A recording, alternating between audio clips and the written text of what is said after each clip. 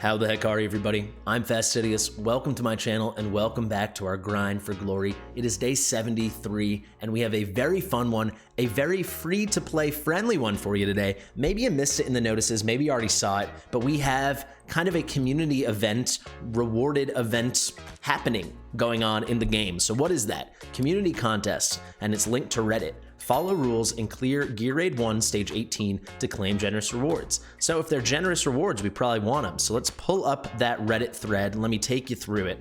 So salute commanders, blah, blah, blah, blah. First ever community contest. This is gonna be a really cool thing. I really hope that they continue doing this in the future.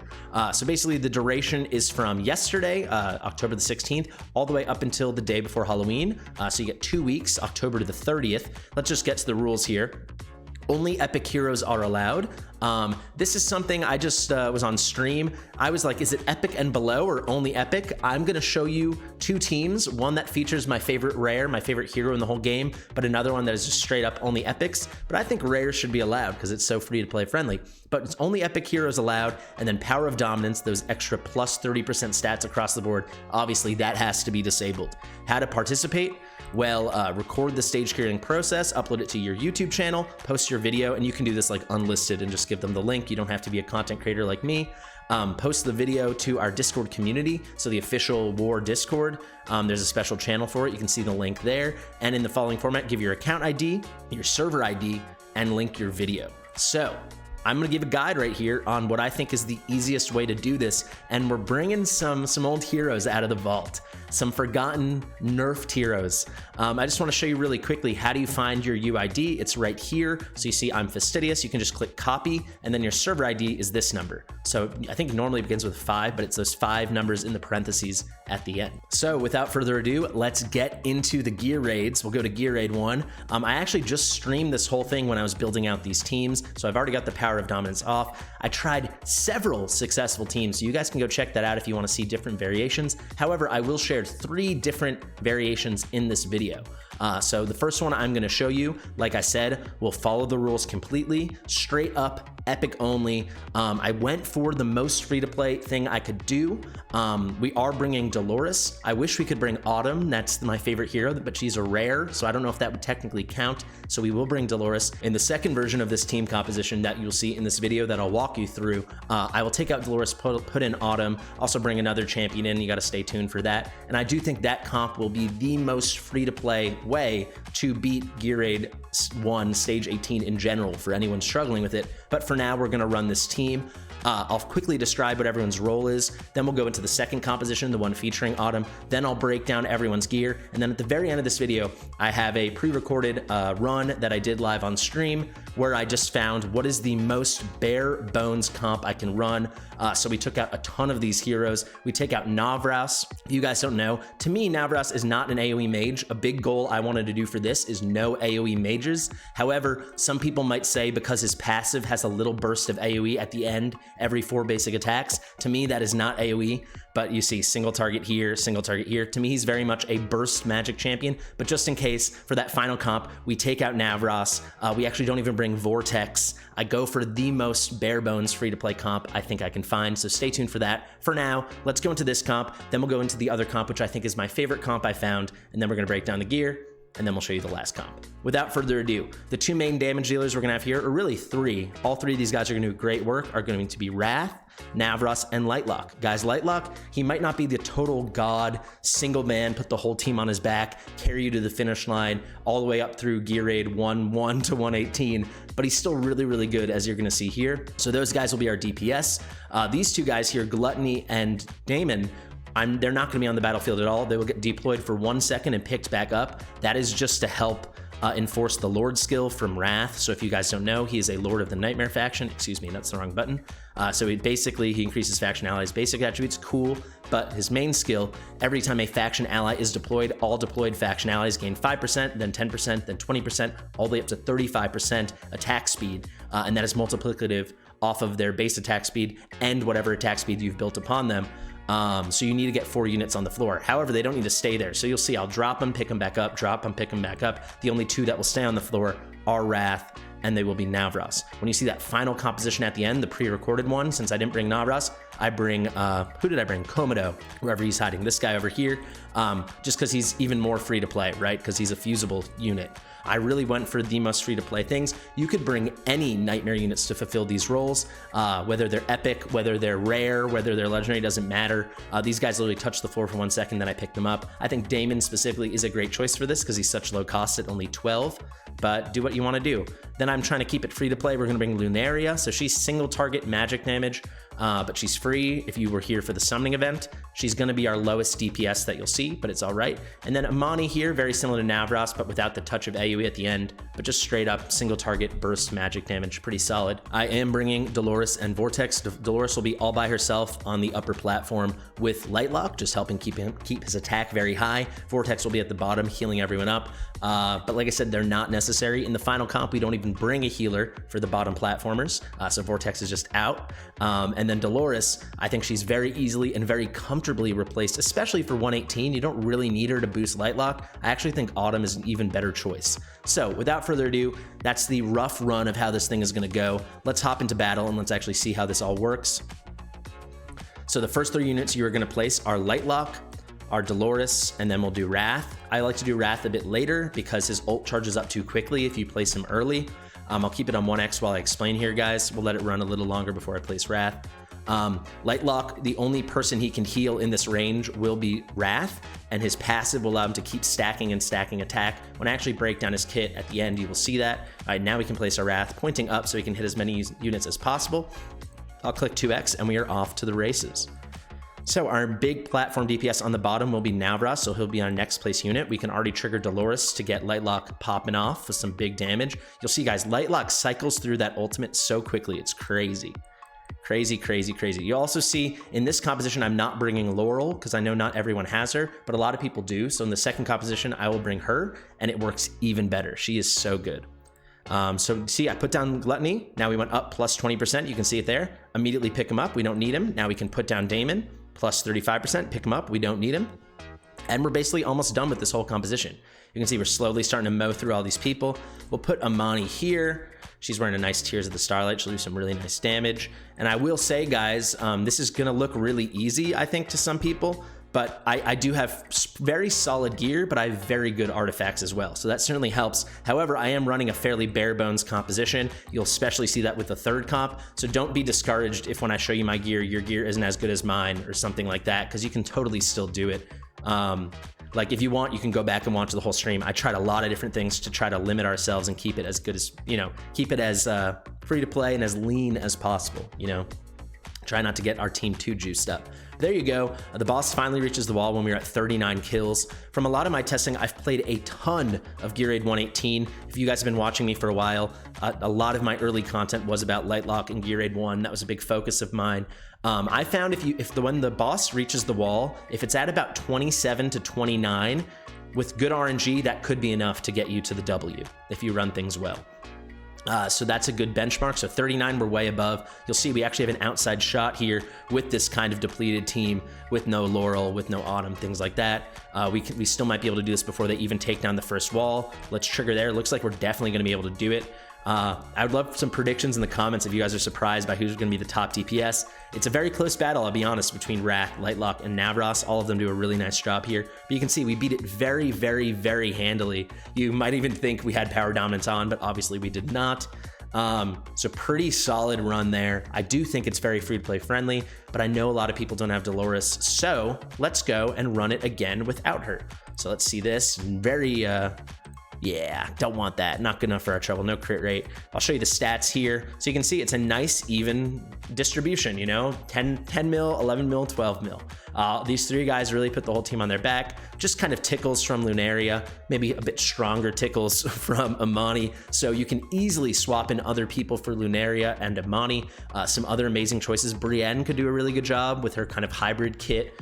Granted, it's piercing damage, not magic, but I'm sure she could at least get this 1.8 that Lunaria did. Another great non-magic damage dealer, if you have a nice awakened Maul, even unawakened, he'd be great getting out that decreased defense and helping your team out.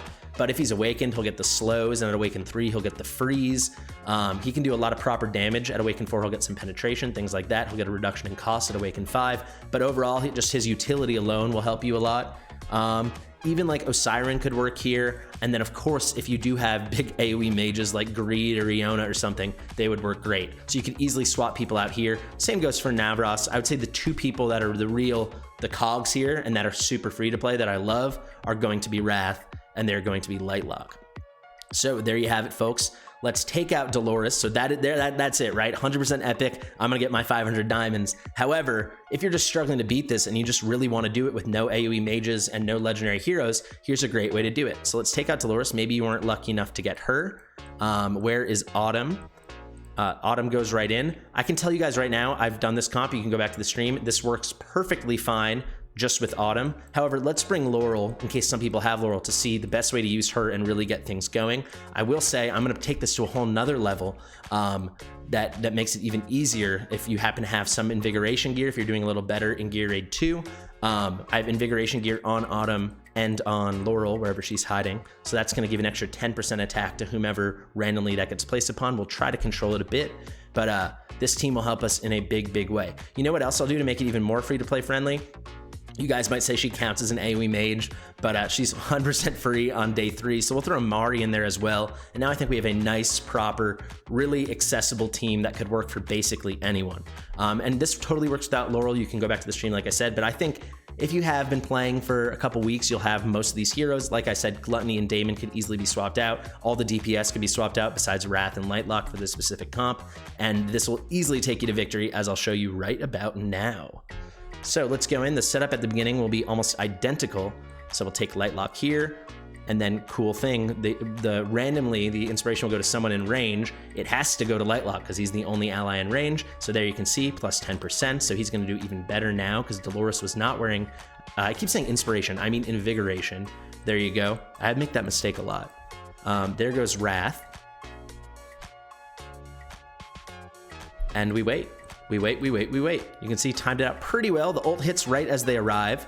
We're gonna get Navras down again. Very similar stuff here, guys. We can trigger. So now we're gonna see way more crits from Lightlock. And I actually do think I went for a very free to play build on my Lightlock, not focusing crit. You'll see at the end. So I think this actually does make it even more accessible. We can place our Amani in the same spot.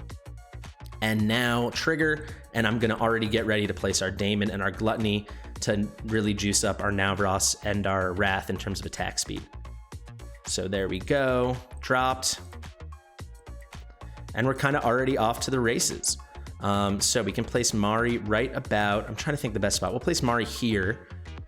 She should hit people right when they reach the wall. She does. You might wonder why I didn't place her in the middle. That's because we're going to place Laurel there. If you guys don't know how Laurel works, she's got a cool ult here that will help you restore your rage, and we will use that right now. But most importantly, when you pick her up, once you get her 5 stars and 5 stars of promotion, she will, all her surrounding allies in this square of 8 tiles around her, her being the center tile, everyone in that range, so it will be literally everyone we're using besides Autumn and Lightlock, they will regain 50% of their rage cap. So it's really a broken good skill. So we'll do a trigger. I do want to get 1 use out of her ult. And then guys, when you place your Vortex or whomever you're gonna use, make sure he's pointing down, because especially if it's Vortex, he might start putting shields up on Wrath, and then Wrath won't be healed by Lightlock as much, and Lightlock won't do as much damage. So we can trigger Mari already and get some freeze going, freeze the people on the wall, make our life a little easier. Let's trigger Laurel. And then we'll try to time it out. I'm not gonna wanna pick her up right away, because if I picked her up right now, Amani would go from like 90% or whatever she is at, 82% to 100%. We only get 18%. What I'm actually gonna do is wait till Amani and Navras, I've already triggered their ult, then I'll pick her up so they get a full 50% bonus, because obviously they're not gonna go above half. We actually get a trigger from Mari, a trigger from Navras. Now you'll see, I'm gonna pick up Laurel, and look at those guys jump up. Now they're at 60, very good stuff.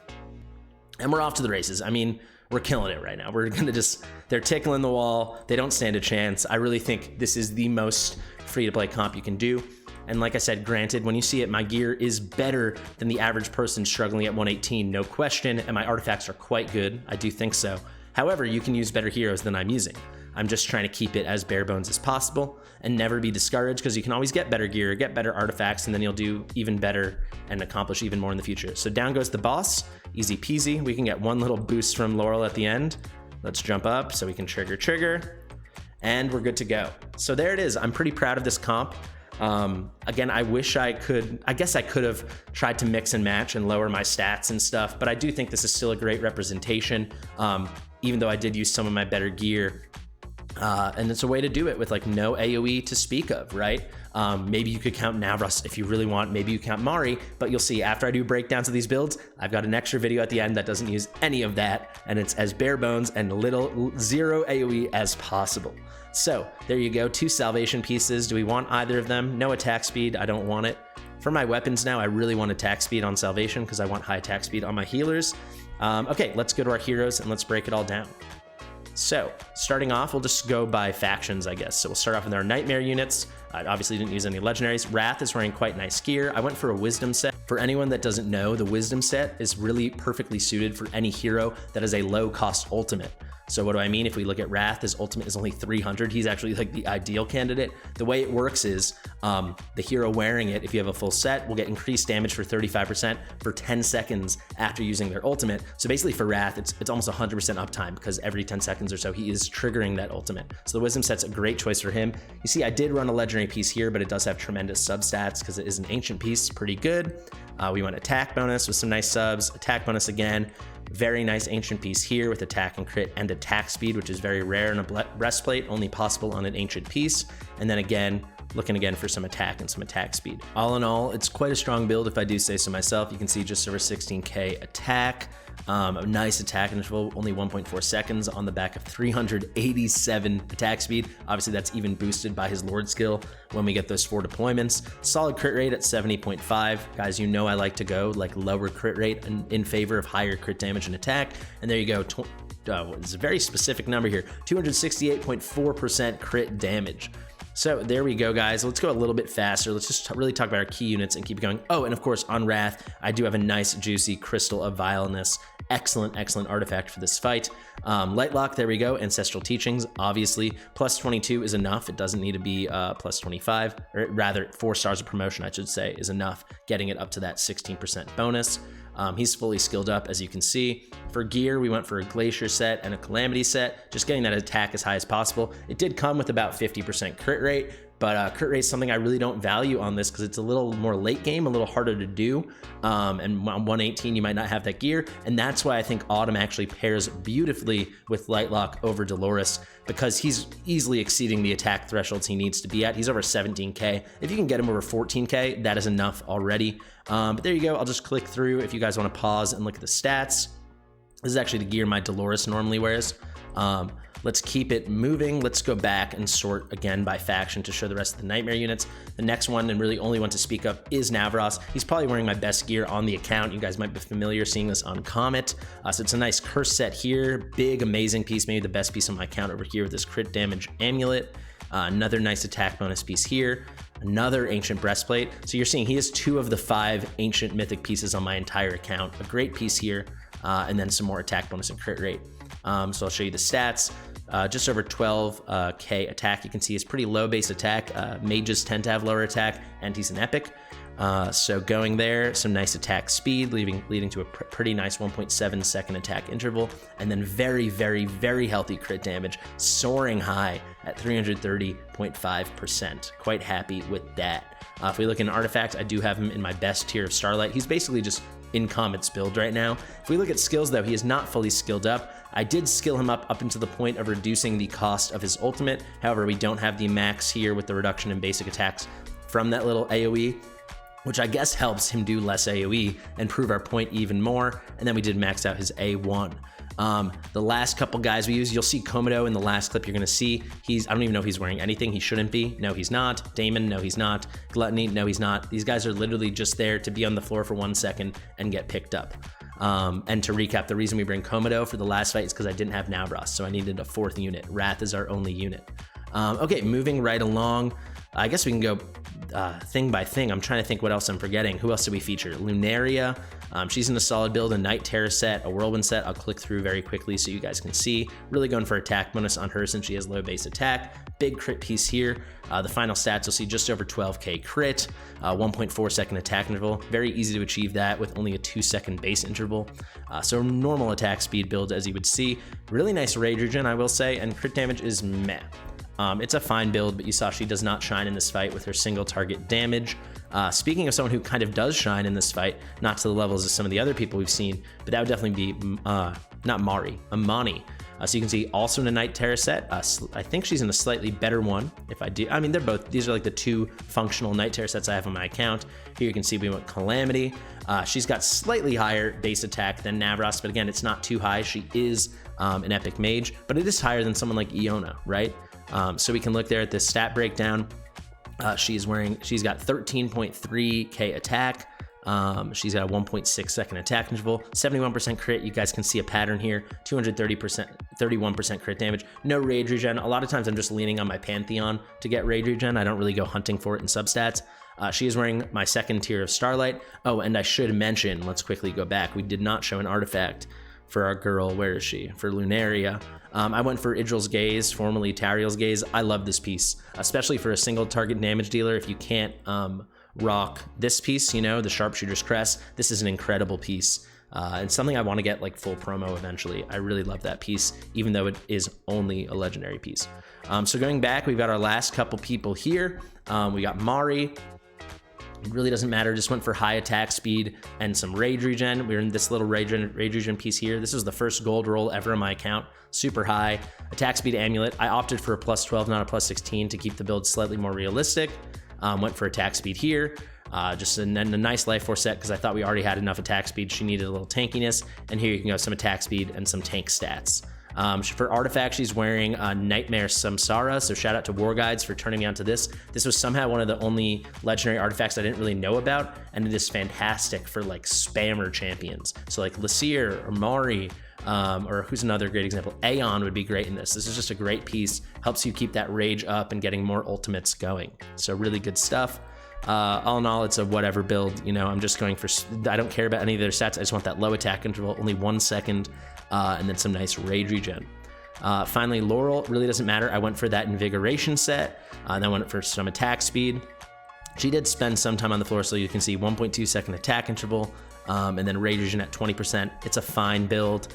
Finally, let's wrap it up with our healers, and then I'll show you that last fight. So for our healers, we ran Vortex, but we will not run him in this final fight. My Vortex is in a build I'm pretty proud of. He's in a nice little Orb of Euphoria here. This is a fantastic artifact. Then you can, I'll just click through really quickly so you can see. I'm really just going for HP since that's what his healing's based off, so HP and HP bonus. If I can find some rage regen, it's nice, but I'm really most interested in attack speed and then of course healing effect. So you can see the totals here, getting close to 39k HP. When it comes to attack roll, we got it all the way down to 1.7 seconds from 3 seconds. I'm quite happy with that. And then some really nice healing effect at 85. I wish it was like 100, but 85, I will take it. Pretty solid. Finally, the two big girls. So Dolores, we're just stacking as much attack. We just went for attack bonus with a flat attack sub, attack bonus, flat attack sub, attack bonus, flat attack sub. Like I said, Lightlock is wearing her normal gear. Here we went for attack bonus with flat attack, and then here we can't get flat attack since it's the primary. So we went for attack bonus. For artifact, of course, she's wearing the Maw Bucket Special, Ancestral Teachings. It's the second one we're using, one on her and one on Lightlock. And then over to Autumn, we gave her our second Orb of Euphoria. And these guys are obviously fully skilled out. And then what did I want to show you on Autumn? Yeah, Invigoration set again, just going for some attack speed, but it literally doesn't matter. She could be completely like stripped of gear because she never has the opportunity to heal anyone. She's there just for her ultimate, but I'll just show you the gear because this is what I run with her in Arena. It is what it is. But guys, if you don't know how Autumn works, basically she's got a pretty low cost here, only 1,800 cost on her ultimate. So you want to go get this going as much as possible. Crit damage increase, it goes all the way up to 60%, so make sure to put rare skill ups in her. It's so easy.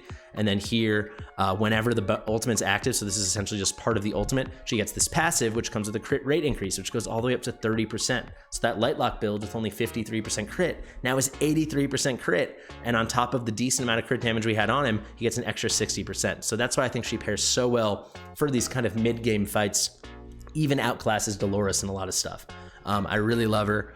I talk about her all the time. I still use her. I still try to find ways to use her. All in all, guys, those are the builds. I'm going to queue up that clip right now of that final run. You will see it is a very bare bones team. Before anyone gets in the comments, technically we bring Vortex into the fight just because I forgot to take him out, but he never touches the battlefield, so he is not used. So no Vortex there. No No Vortex, no Autumn, none of that stuff. I tried to really go bare bones. You'll see we barely beat it, but we did. So I hope this all helped. I hope this was a very productive guide for you guys. I thought this was a really cool challenge. Let me know if you guys are excited to see challenges like this in the future. Ooh, did not mean to click that. It's in the notices. These kind of community events, I would love to see them do this like every 2 weeks. I think it's super fun.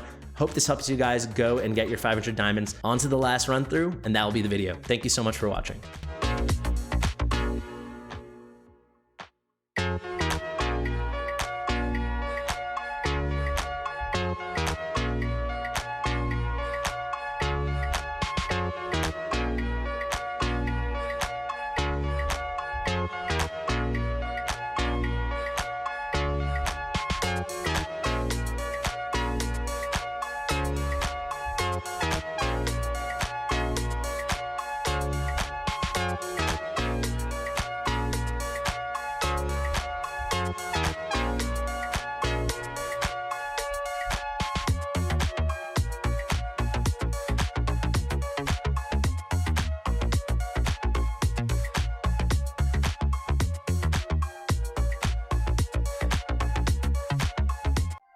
Gonna be really close. Gonna be really close. Come on, guys.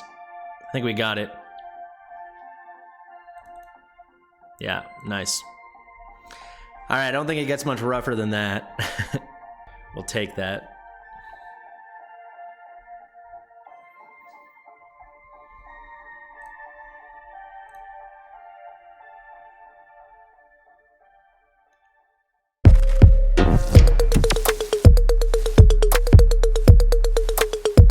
Fastidious.